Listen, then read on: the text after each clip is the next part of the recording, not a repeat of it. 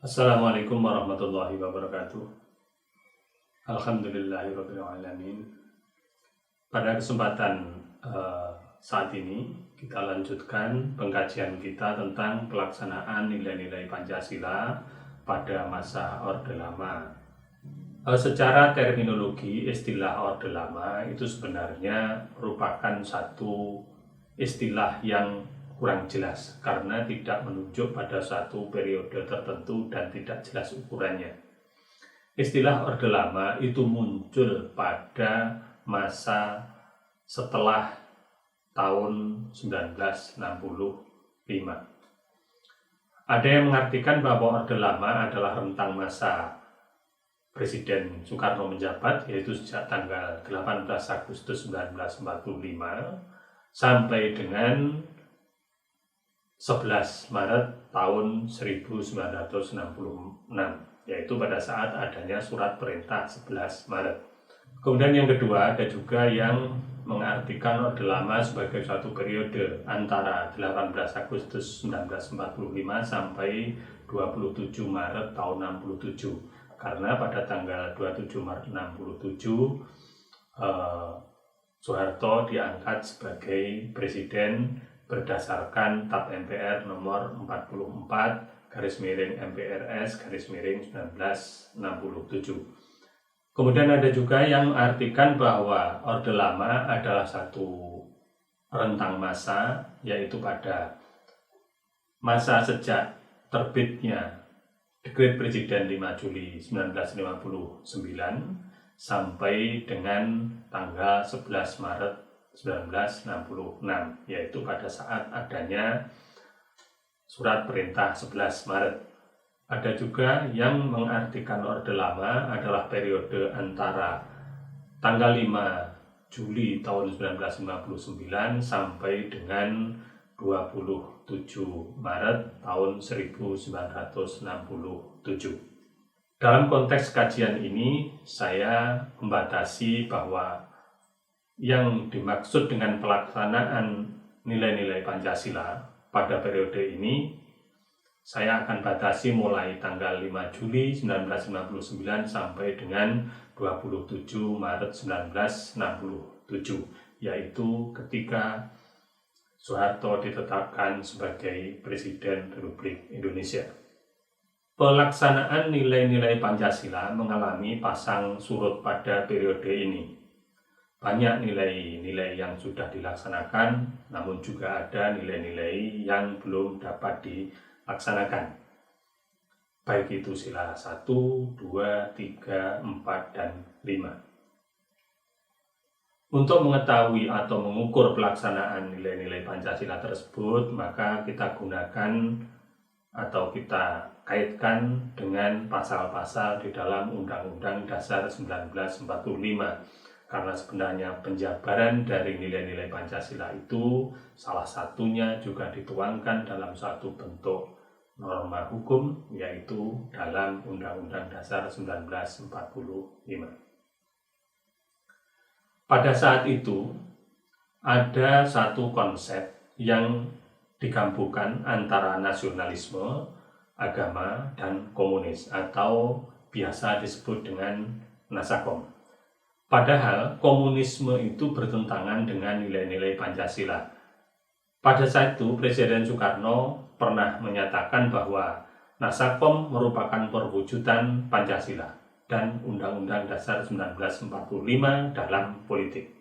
Siapa yang setuju kepada Pancasila harus setuju kepada Nasakom. Siapa yang tidak setuju kepada Nasakom sebenarnya tidak setuju kepada Pancasila. Kemudian ada juga pernyataan bahwa sekarang saya tambah, siapa setuju kepada Undang-Undang Dasar 1945 harus setuju kepada Nasakom. Siapa tidak setuju kepada Nasakom sebenarnya tidak setuju kepada Undang-Undang Dasar 1945. Anehnya, konsep Nasakom yang dijadikan satu tersebut juga disetujui oleh MPRS saat itu. Buktinya, dalam ketetapan Majelis Permusyawaratan Rakyat Sementara Republik Indonesia nomor 8 MPRS garis miring 1965 tentang prinsip-prinsip musyawarah untuk mufakat dalam demokrasi terpimpin sebagai pedoman bagi lembaga-lembaga permusyawaratan atau perwakilan. Di situ ada satu pengertian tentang demokrasi terpimpin. Demokrasi terpimpin adalah kerakyatan yang dipimpin oleh hikmat kebijaksanaan dalam permusyawaratan perwakilan yang berintikan musyawarah untuk mufakat secara gotong royong di antara semua kekuatan nasional yang progresif evolusioner berporoskan nasakom. Jadi dari pernyataan itu ternyata konsep nasakom itu bukan hanya dikemukakan oleh pemerintah pada saat itu, tapi ternyata MPRS sebagai pemegang kedaulatan rakyat pun juga menyetujui adanya konsep nasakom. Buktinya apa? Di dalam naskah itu tadi disebutkan juga tentang nasakom. Jelas bahwa konsep nasakom tersebut bertentangan dengan nilai ketuhanan yang menekankan bahwa negara berdasarkan ketuhanan yang Maha Esa dan rakyat mempunyai kebebasan untuk memeluk agama sesuai dengan keyakinannya.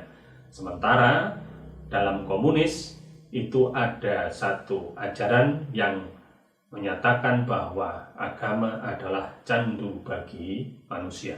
Inilah terjadi satu pertentangan, berarti ada satu penyelewengan terhadap nilai-nilai Pancasila pada saat itu.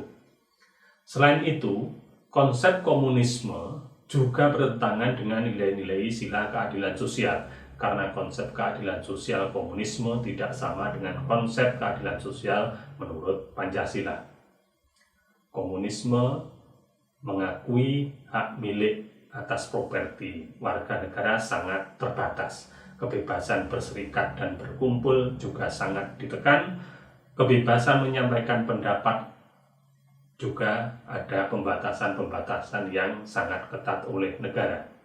Padahal di dalam nilai-nilai Pancasila, hak milik, hak mengajukan pendapat, hak berserikat dan berkumpul merupakan satu hak dasar yang dijamin kebebasannya.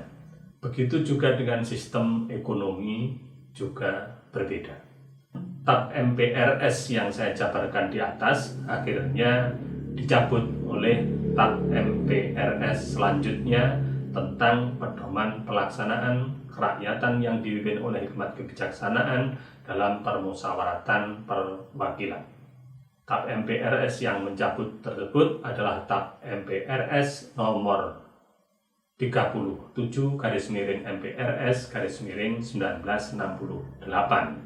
Kemudian berkaitan dengan nasakom, maka ada keputusan Presiden Republik Indonesia nomor 128 tahun 1961 yang menyatakan bahwa partai yang diakui oleh pemerintah hanya 8, yaitu Partai Nasional Indonesia atau PNI, 2 Nahdlatul Ulama atau NU, 3 Partai Komunis Indonesia atau PKI, 4 Partai Katolik, 5 Partai Indonesia atau Partindo, 6 Partai Murba, 3 Partai Syarikat Islam Indonesia (ARUJI), dan 8 Ikatan Pendukung Kemerdekaan Indonesia. Melalui keputusan Presiden tersebut, setidaknya ada 2 partai politik yang berasaskan agama Islam yang dibubarkan oleh pemerintah, dan justru Partai Komunis Indonesia dikukuhkan sebagai partai politik yang diakui eksistensinya oleh negara. Kemudian berkaitan dengan nilai kerakyatan.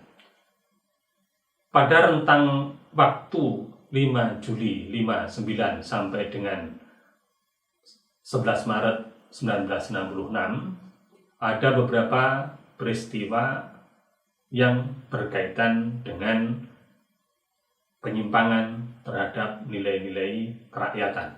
Saat itu terjadi pembubaran Dewan Perwakilan Rakyat hasil pemilihan umum tahun 1955 melalui Perpres nomor 3 tahun 1960, yaitu membubarkan DPR hasil pemilihan umum. Pada saat itu jumlah anggota DPR adalah 260 orang. Kemudian melalui Peraturan Presiden Nomor 4 Tahun 1960 dibentuklah Dewan Perwakilan Rakyat Gotong Royong sebagai pengganti DPR yang dibubarkan.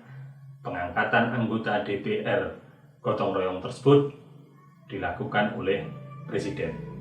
Padahal Dewan Perwakilan Rakyat adalah wakil rakyat yang seharusnya adalah dipilih oleh rakyat melalui pemilihan umum. Tetapi justru hasil pemilihan umum yang memilih DPR tahun 1955 dibubarkan. Selanjutnya ada pembentukan Majelis Permusyawaratan Rakyat Sementara oleh Presiden, yaitu berdasarkan penetapan Presiden nomor 2 tahun 1959. Padahal mestinya MPR adalah pemegang kedaulatan rakyat, yaitu sesuai dengan pasal 1 ayat 2 Undang-Undang Dasar 1945, logisnya dipilih di dalam pemilihan umum, bukan ditetapkan dan anggotanya diangkat oleh Presiden. Itulah yang bisa saya sampaikan. Terima kasih. Assalamualaikum warahmatullahi wabarakatuh.